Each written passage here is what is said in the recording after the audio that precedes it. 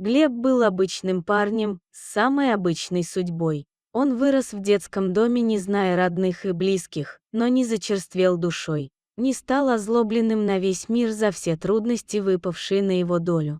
Как-то раз, еще в детстве, Глеб стал свидетелем несчастного случая. Человеку, который пострадал в этот момент, естественно, помогли. Приехала скорая, мужчине оказали первую помощь и отвезли в больницу. Все закончилось хорошо. А вот маленький Глеб не мог оторвать взгляд от врачей скорой помощи. Как они быстро и слаженно работали, это было просто чудо. Люди в белых халатах стали для него просто волшебниками. В этот самый момент Глеб уже твердо решил, кем он будет, когда вырастет. Он будет врачом. Он будет спасателем человеческих жизней. Мальчик всегда хотел помогать людям, приходить на помощь в самый трудный момент. Глеб, конечно, мог пойти в пожарные или спасатели, но он выбрал профессию врача. Свою мечту Глеб пронес через все детство и юность. Он на отлично учился в школе, окончил ее с медалью и с первого раза поступил в медицинский институт. В годы учебы в институте парень усиленно постигал все тонкости своей будущей профессии и потом многие годы посвятил служению людям. Глеб Андреевич был первоклассным хирургом, за свою карьеру врача он спас столько жизней, что уже сбился со счета. Он не потерял ни одного пациента, у него не было, как говорят врачи, своего кладбища. До этого самого дня. Сегодня у него на операционном столе умер пациент, и это был не просто пациент, а молодая красивая девушка, к тому же беременная. Глеб Андреевич в одночасье потерял сразу 2 жизни. Этот случай совершенно выбил его из толку. Он все понимал головой, что этот случай был очень тяжелый, и он и его команда сделали все возможное и даже больше, но даже все эти объяснения не утешали его. Мужчина впал в депрессию. И если с этим состоянием со временем и с помощью психологов ему все-таки удалось справиться, то оперировать он больше не мог. Дрожали руки, он не мог держать скальпель, не мог сделать ни одного надреза, рука уже потеряла свою былую твердость. Он понимал, больше операций проводить нельзя. Может случиться страшное. Многие от такого слетают с катушек или уходят из профессии, а кто-то вообще уходит в запой. Но Глеб Андреевич не мог бросить свою работу. Он был нужен, на него рассчитывали люди. Их жизни зависели от его твердой руки, а этой твердой руки больше не было. Но и время горевать или прожигать жизнь тоже не было. И он сделал свой выбор во второй раз, как тогда в детстве. Я нужен, значит, я вылечусь любыми способами. Вернусь в профессию во что бы то ни стало. Глебу пришлось уволиться с работы для того, чтобы пройти полное обследование. Мужчина никому не сказал об этом, даже обследование делал в другом городе. Жалостливые взгляды ему были ни к чему. Так прошло 4 месяца. Глеб осунулся, появились тени под глазами. Врачи не могли ничего сделать, проблема была в голове. Да и Глеб сам это все прекрасно понимал. Пришлось взять тайм-аут. Он закрылся от всех, отключил телефон, иначе многое нужно будет объяснять, а это ни к чему. И сейчас Глеб уехал в старый домик на берегу озера, который когда-то купил, надеясь на большую семью и детишек. Ему здесь очень нравилось, особенно по утрам, когда солнце только появляется из-за горизонта и начинает пускать свои предрассветные лучи по водной глади. Он решил, что уединение и природа помогут ему справиться со стрессом и вернуться к привычной жизни. В один из дней, перед самым закатом, сам не зная почему, его потянуло туда, вглубь леса.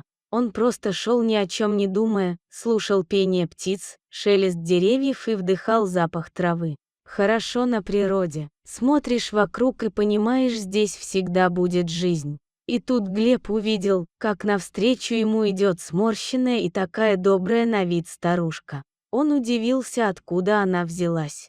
В деревне вроде он раньше ее не встречал, да и как в таком возрасте она преодолевает такие большие расстояния. Полная корзина целебных трав навела его на мысль, что, видимо, это та самая знахарка, травница, про которую говорят в деревне. Ему даже советовали обратиться к ней за помощью. Но Глеб не особо верил в народную медицину.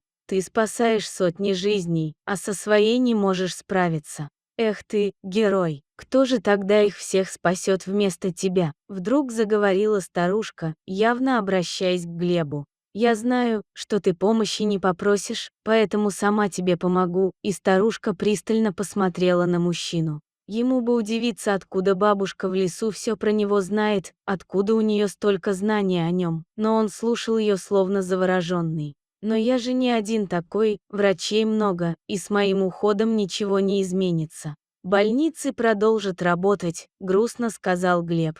Пойдем со мной, есть для тебя первое задание на пути возвращения к новой жизни. Глеб очень удивился, но последовал за старушкой. В лесной избушке старой знахарки было тепло и уютно. Пахло травами. На подстилке в углу сидел маленький, серый волчонок.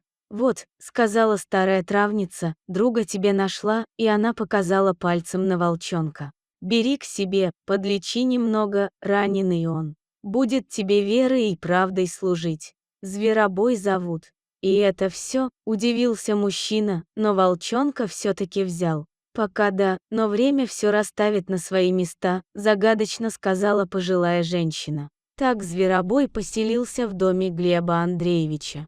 Время побежало еще быстрее. Глеб очень привязался к своему питомцу, волк отвечал ему тем же. Он рос очень быстро, и из маленького заморыша вскоре превратился в прекрасное здоровое животное. Они часто ходили гулять в лес, любоваться природой, дышать свежим воздухом и наслаждаться жизнью. Как-то раз Зверобой убежал от своего хозяина и долго не появлялся. Глеб кричал, звал друга, но тот вышел на поляну к хозяину только через полчаса, бережно неся что-то в зубах. Маленькому лисенку требовалась срочная операция. И Глебу ничего не оставалось, как начать спасение бедного животного. Дома он разложил весь имеющийся у себя в запасе медицинский инструмент и взялся за дело.